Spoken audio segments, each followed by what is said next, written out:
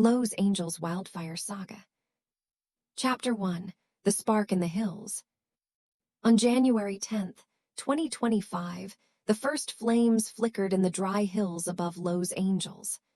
The Santa Ana winds, fierce and unforgiving, carried a stray spark from an unknown source, perhaps a forgotten campfire or a downed power line, igniting the parched brush. By dawn, the fire had a name: the Crest Fire. It roared through the canyons, its smoke rising like a dark omen over the city. Maria Alvarez, a single mother and nurse living in a modest Echo Park apartment, woke to the acrid smell of smoke. From her balcony, she saw the distant hills glowing red, a sight that chilled her despite the warm morning. Chapter 2. The Firefighter's Call. At the Los Angeles Fire Department Station 12, Captain Jamal Carter rallied his team. A veteran firefighter with 15 years on the job, Jamal had seen wildfires before, but the Crest Fire felt different, faster, hungrier. His crew, including rookie firefighter Sarah Kim, loaded water trucks and checked gear. Sarah, fresh from the academy, felt her stomach churn with nerves but steeled herself. "We're not just fighting a fire," Jamal told them. "We're protecting our home." As helicopters thrummed overhead, they headed toward the blaze, unaware of how long this battle would last. Chapter 3.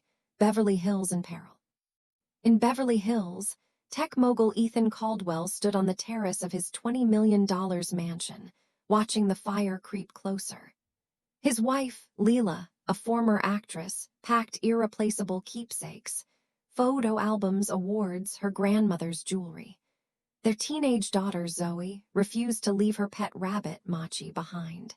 Ethan's phone buzzed with evacuation alerts, but he hesitated, believing the fire wouldn't reach their gated enclave. By noon, the sky was black with smoke, and the Caldwells joined a stream of luxury cars fleeing the neighborhood. Chapter 4. The Tourist's Escape. At a downtown hotel, British tourist Emma Thompson canceled her Hollywood tour. She'd come to Los Angeles to see the Walk of Fame, but now the city was shrouded in haze. From her hotel window, she saw flames licking the hills. The hotel manager urged guests to evacuate as ash rained down. Emma grabbed her backpack and joined a crowd at the bus station, where panicked travelers shared stories of canceled flights and road closures. A kind stranger, an elderly man named Hector, offered her a ride to a shelter in Pasadena, and she accepted, grateful for the human connection. Chapter 5. The Wildlife's Flight. In the Griffith Park Hills, wildlife fled the advancing flames. Dr. Alina Ruiz, a biologist studying local ecosystems, watched helplessly as deer, coyotes, and rabbits scattered.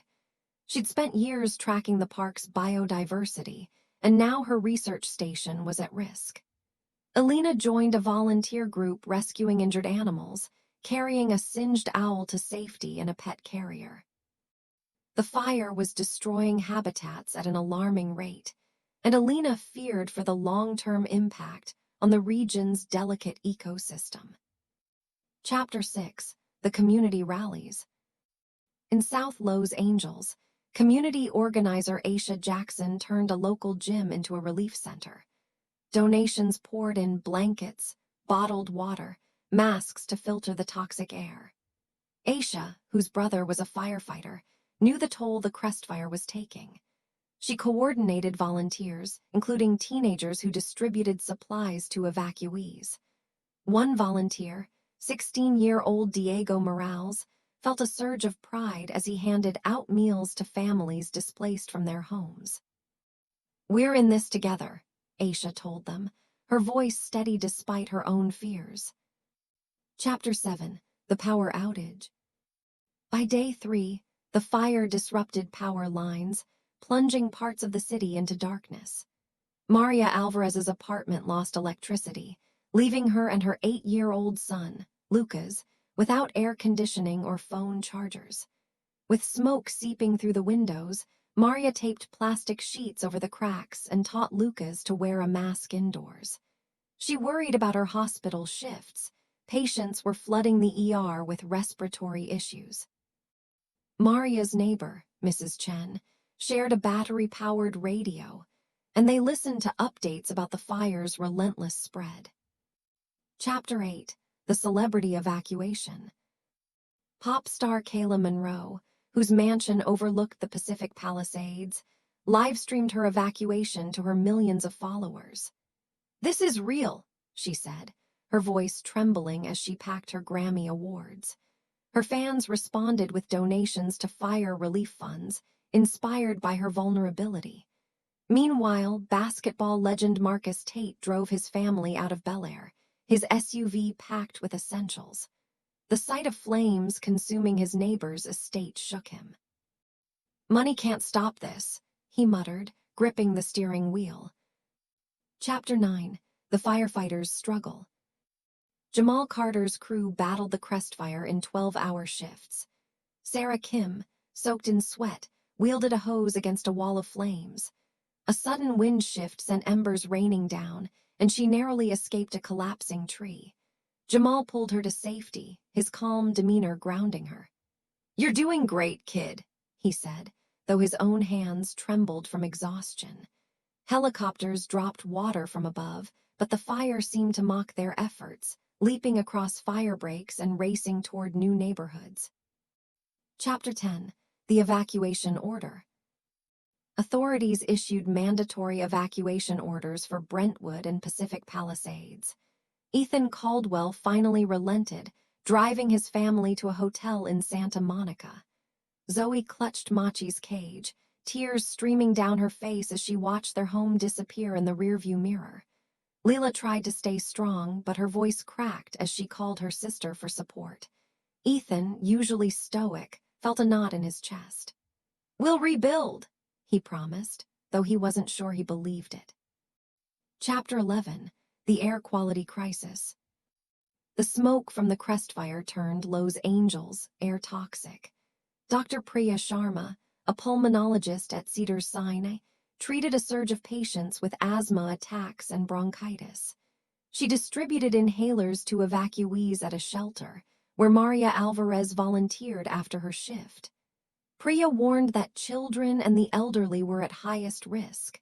Maria thought of Lucas, who coughed despite his mask. She decided to send him to stay with her cousin in San Diego, a decision that broke her heart but ensured his safety. Chapter 12. The Volunteers' Mission. Diego Morales joined a group delivering supplies to firefighters on the front lines. He met Sarah Kim during a water drop-off, her face smudged with ash. "You're making a difference," she told him, her words fueling his resolve. Diego's parents, undocumented immigrants, feared drawing attention by seeking help, so he brought home extra supplies for them. Aisha Jackson noticed his dedication and offered him a leadership role in the relief efforts, a responsibility he accepted with pride. Chapter 13. The Economic Toll. The crest fire crippled local businesses. Restaurateur Carlos Vega watched his downtown eatery lose power, spoiling thousands of dollars in inventory. Tourists stopped coming, and his staff faced layoffs. Carlos joined a coalition of small business owners pleading for government aid. Meanwhile, Ethan Caldwell's tech company postponed a major product launch, as employees evacuated or stayed home. The economic ripple effects reached beyond Los Angeles, as suppliers and investors grappled with the uncertainty. Chapter 14. The National Response. Firefighters from Oregon, Nevada, and Arizona arrived to reinforce LAFD's efforts. Captain Jamal Carter coordinated with out-of-state crews, impressed by their willingness to risk their lives for a city not their own.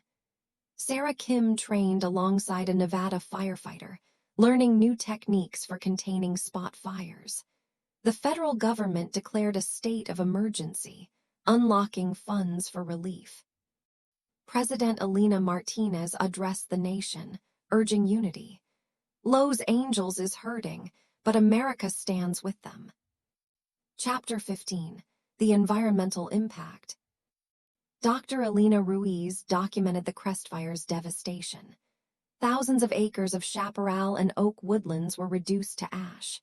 She estimated decades of recovery for the ecosystem, with some species at risk of local extinction. Alina partnered with a climate scientist, Dr. Amir Khan, to study how drought and rising temperatures fueled the fire. Their findings pointed to a grim future unless preventive measures were taken. "This is a wake-up call," Amir told a local news crew. Chapter 16. The Community's Resilience. In Pasadena, Aisha Jackson's Relief Center became a hub of hope. Musicians performed for evacuees, and chefs cooked free meals. Kayla Monroe donated $1 million to the cause, inspiring others to contribute. Maria Alvarez brought Lucas back from San Diego to volunteer, teaching him the value of helping others. Even Zoe Caldwell, despite her family's loss, painted signs thanking firefighters, her small act of gratitude spreading online and lifting spirits. Chapter 17. The Fire's Turning Point. On day 10, a shift in weather offered a glimmer of hope. The winds slowed, and a light rain dampened the hills. Jamal Carter's crew gained ground, containing 30% of the crest fire. Sarah Kim, now more confident, led a team to protect a historic observatory in Griffith Park. The firefighters' progress came at a cost. 2 were injured when a hillside collapsed. Jamal visited them in the hospital, vowing to keep fighting in their honor. Chapter 18. The Road to Recovery. As containment reached 50%, evacuees like the Caldwells began assessing the damage. Their mansion was spared, but many neighbors' homes were gone. Ethan pledged to fund rebuilding efforts, realizing his wealth could serve a greater purpose. Maria Alvarez's apartment was intact, but she worried about rising rents as the city recovered. Aisha Jackson organized job fairs for displaced workers, while Carlos Vega reopened his restaurant, offering free meals to first responders. Chapter 19. Lessons Learned. Dr. Alina Ruiz and Dr. Amir Khan published a report urging better wildfire preparedness, more controlled burns, stricter building codes, and investment in renewable energy to combat climate change. Community leaders like Aisha pushed for policies to protect vulnerable residents. Diego Morales, inspired by his volunteer work, decided to study environmental science, hoping to prevent future disasters. The crest fire had exposed Los Angeles' vulnerabilities, but also its strength in unity. Chapter 20. A City Reborn. Weeks later, the crest fire was fully contained, but scars remained. Burned hillsides loomed over the city, a reminder of nature's power. Yet Los Angeles rebuilt. Maria Alvarez returned to her hospital shifts, prouder than ever of her city. Jamal Carter and Sarah Kim were honored at a ceremony, their bond forged in the flames. The Caldwells moved back into their home, Zoe's rabbit Machi safe in her arms. Aisha's Relief Center became a permanent community hub. As spring arrived, green shoots appeared on the hills, a symbol of hope. Los Angeles had faced the fire and emerged stronger, its people bound by shared resilience and a commitment to a safer future.